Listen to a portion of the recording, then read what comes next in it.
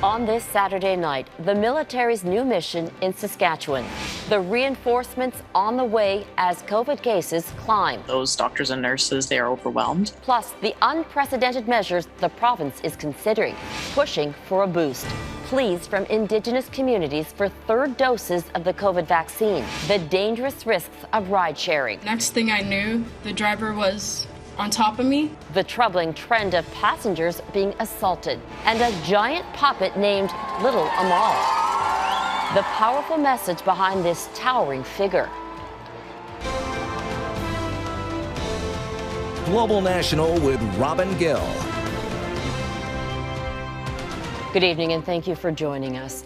Ottawa is sending military aid to Saskatchewan to help that province fight its fourth wave of the pandemic. It's a worrisome situation. The cases of COVID-19 are climbing and ICUs are so stretched, patients are being transferred to Ontario. Saskatchewan is now considering entering a new phase of triage, formally outlining who gets potentially life-saving care and who doesn't. Recent modeling suggests that to bend the curve, the government needs to impose new and more restrictions. And as Abigail Bimman reports, that's not happening.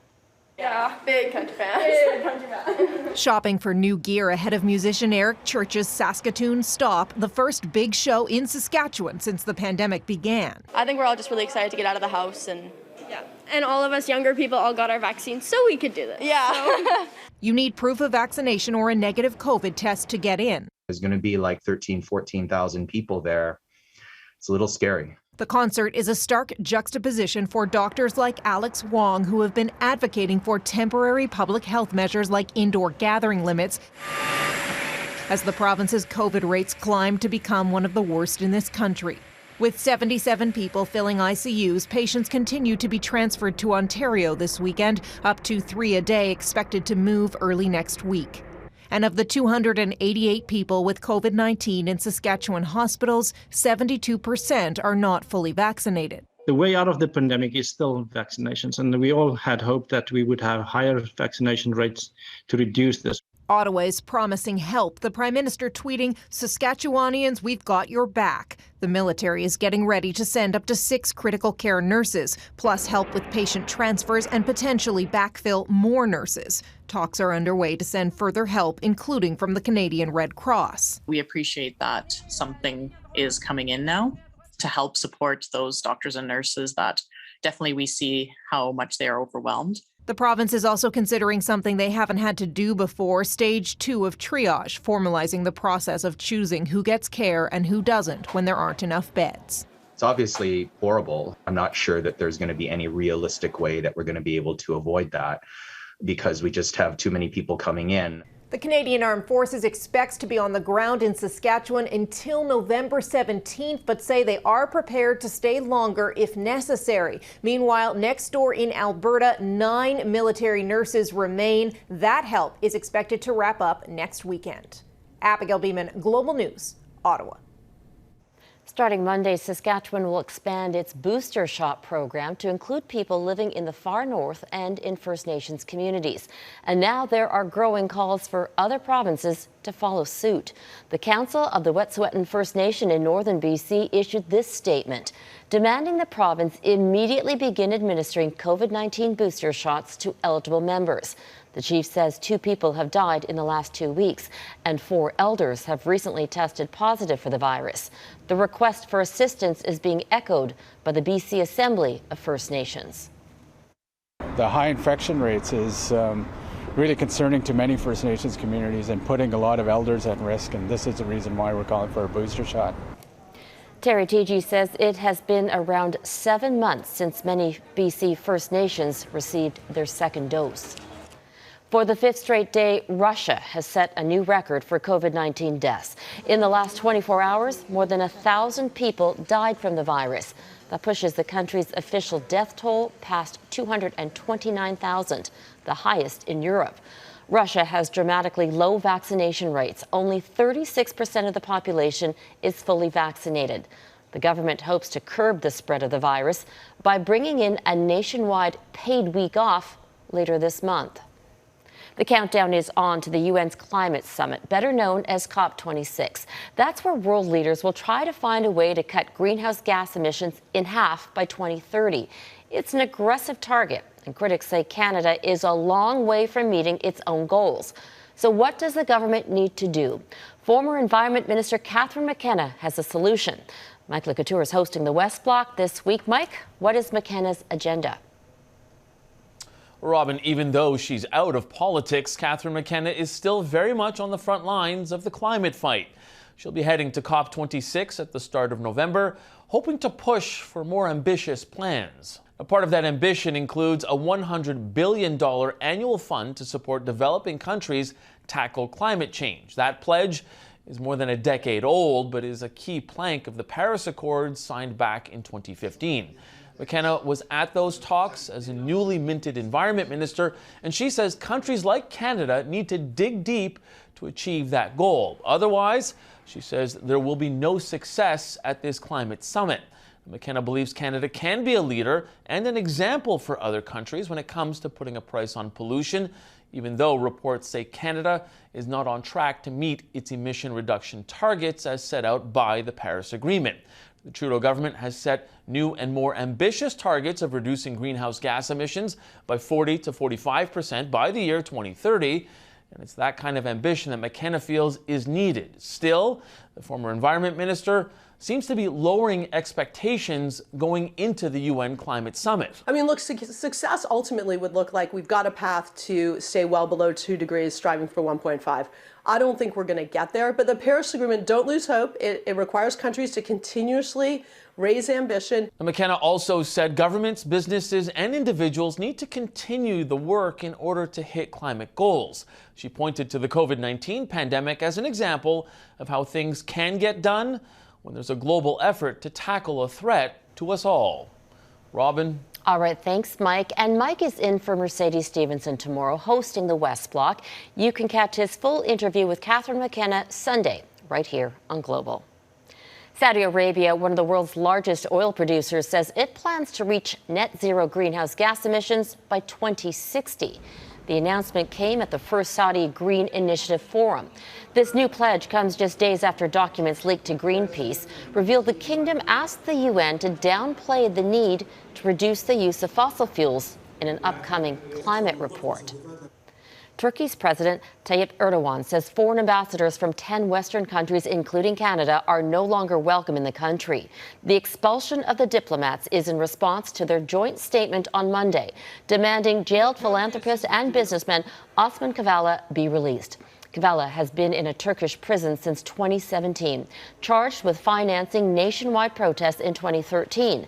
And accused of launching a failed coup in 2016. Erdogan accuses the West of interfering in Turkey's judicial process. New details are emerging in the tragic shooting on a New Mexico movie set that left a filmmaker dead. Court documents reveal actor Alec Baldwin fired a prop gun at a crew member after he was assured it was safe. In an affidavit filed Friday, it states the film's assistant director handed the weapon to the actor during a rehearsal for the movie Rust and yelled, "Cold gun," declaring the weapon didn't carry live ammunition. But that wasn't the case. Baldwin pulled the trigger, hitting a 42-year-old cinematographer Helena Hutchins in the chest. Colleagues call Hutchins a rising star. She just radiated a vibe. You know, it's that like X Factor, unknowable, strange thing. Director Joel Souza was also wounded. Ex-crew members told the New York Times there were at least 2 accidental gun discharges on set before this incident. The fatal shooting came just hours after some workers walked off the job over safety concerns. New data released by Lyft shows the company recorded thousands of assault claims in just 2 years. The long-awaited report also revealed details of multiple motor vehicle-related deaths. As Reggie Cecchini reports, lawyers are circling in on lawsuits.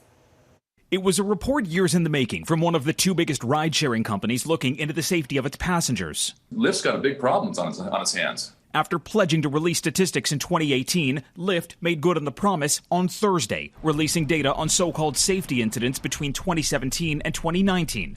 The company reported 105 fatal collisions and 10 fatal altercations between drivers and passengers, a staggering drop in the bucket to the more than 4,000 claims of assault, 360 alone allegations of rape. Next thing I knew, the driver was on top of me. The findings are similar to what Uber made public in a 2019 report. However, Lyft says as rides increase, safety incidents are actually increasingly rare, at around 0.0002% of all rides. That's almost 4 a day. Think about that, 4 a day. Stephen Esty, a San Francisco-based lawyer, says his firm has filed dozens of lawsuits against Lyft, claiming ride-sharing companies can be a breeding ground for predators. It's a place where you can go and work with minimal background checks. You have no supervision, and you have access to vulnerable women. Lyft argues that 99% of all trips end without incident. But for that small percentage, they face lifelong consequences. Someone who's been raped and sodomized is going to deal with that for the rest of their lives.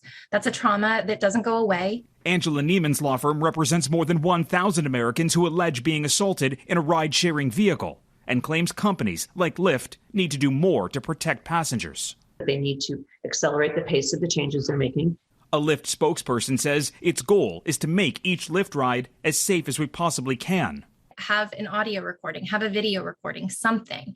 And they will not do that, despite, touting themselves as a tech company primarily. Much like Uber, Lyft didn't include statistics for Canada, despite having tens of thousands of drivers. And with more cases heading to court, victims hope it might bring about long-called-for changes in the name of safety. Reggie Cecchini, Global News, Washington. Coming up, you may be paying more interest on a loan than you realize. We'll explain when Global National continues.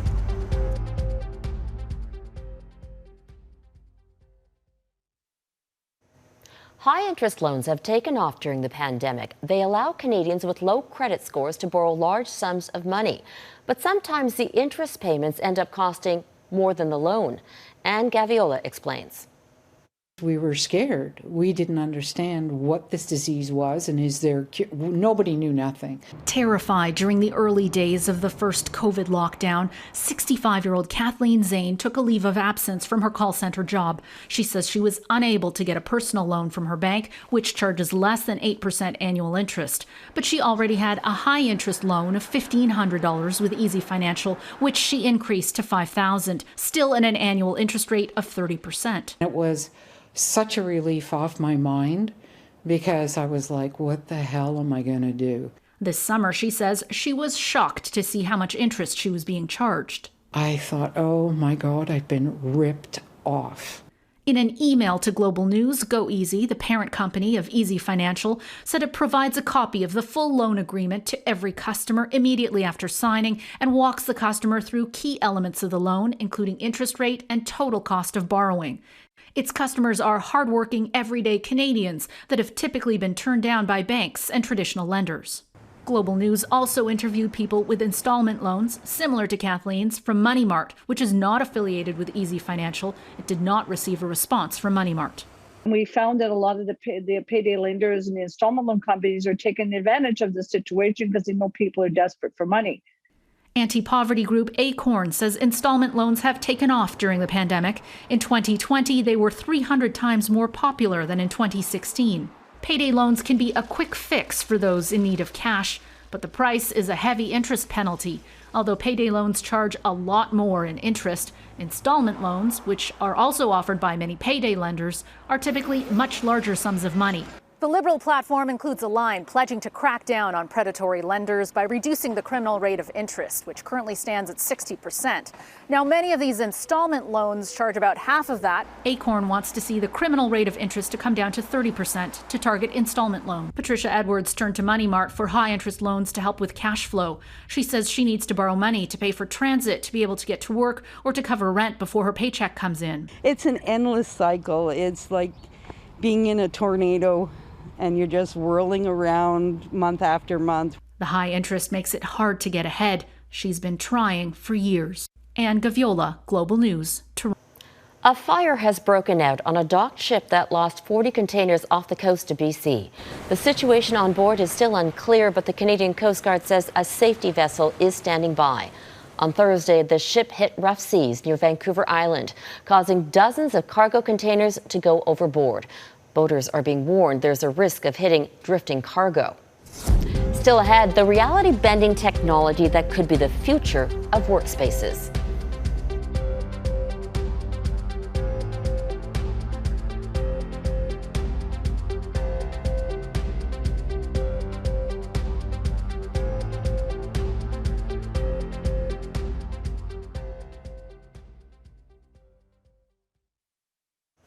Over 50 years after humans first stepped on the moon, NASA is going back. The agency will launch its Orion space shuttle in February. It will orbit the moon and then return to Earth, but there won't be a crew on board. NASA says it will pave the way for a future test flight with astronauts on board. The goal is to have boots back on the lunar surface by 2024. Back on Earth, a Canadian aerospace company is making giant leaps. Despite being grounded by the pandemic, engineers have found a way to train astronauts in the U.S. to operate groundbreaking space technology. They've created virtual workspaces through augmented reality. Jeff Semple looks at whether it's a sign of things to come for the rest of us. For the first time since the pandemic, Jessa Marie Zabala is back in her office. So we're right through here. This is the Dreamer Lab. The systems engineer works at MDA. For 40 years, the Ontario Aerospace Company has trained astronauts to operate the Canadarm, building 5 generations of the Canadian-made robotic arm used on space shuttles and the International Space Station. But when the pandemic hit, the team was grounded, unable to conduct its training. That is, until Zabala's team had an idea that seemed out of this world. A lot of us have spent the pandemic sitting at our desks, interacting with our colleagues over Zoom. But some emerging technology is now altering that reality. Prior to the pandemic, Zabala had experimented with augmented reality headsets. They project holograms across a physical space. Going to work is so different. Like, you roll out of bed and you put on a headset. Today, trainers in Brampton work alongside flight controllers in Montreal and astronauts in Houston, all interacting in the same virtual space. Hi, Susan. Hi, Susan. Hi. Zabala's colleagues appear as avatars, basically floating heads that mimic their actual movements. You get that experience of like, oh, you hear them right next to you on like this side. This felt like a real conversation. Mixed reality tech has been adopted by a range of industries, from surgeons and auto mechanics to Canada's oldest candy company. When a piece of equipment at New Brunswick's Ganong factory breaks down, the manufacturer used to send someone, often overseas. But in the pandemic, they started connecting and assisting virtually. We are seeing a big uptake here in terms of using this technology. This work culture consultant helps businesses adopt new technologies. He says the pandemic drove companies to innovate and look for alternatives to the traditional, if tedious, video conferences. I think that right now, as you think about hybrid work and remote work, we're looking at technologies like mixed reality is a way to make that experience feel just much more immersive. I spend my meetings in space. One small step for the aerospace industry, one giant leap for the future of work. Jeff Semple, Global News, Brampton, Ontario. And Jeff further explores the future of work by delving into how innovative companies are investing in their employees. That's on The New Reality tonight at 7, right here on Global. Up next, the BC man who cycled 50 days for mental health and the kind strangers that kept him going.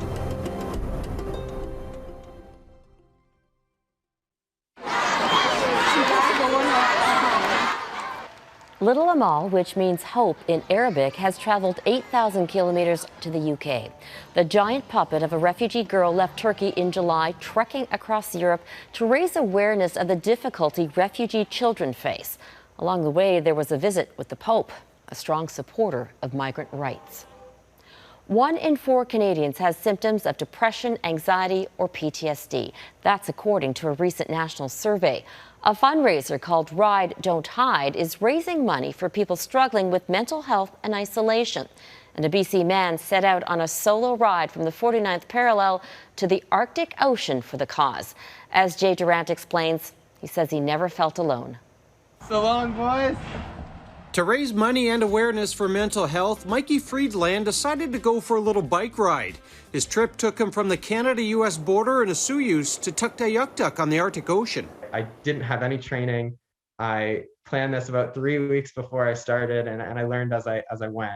He was on his own, no car following behind him, sometimes camping at the end of the day. Hello. Or staying in remote off-the-grid cabins. This is amazing.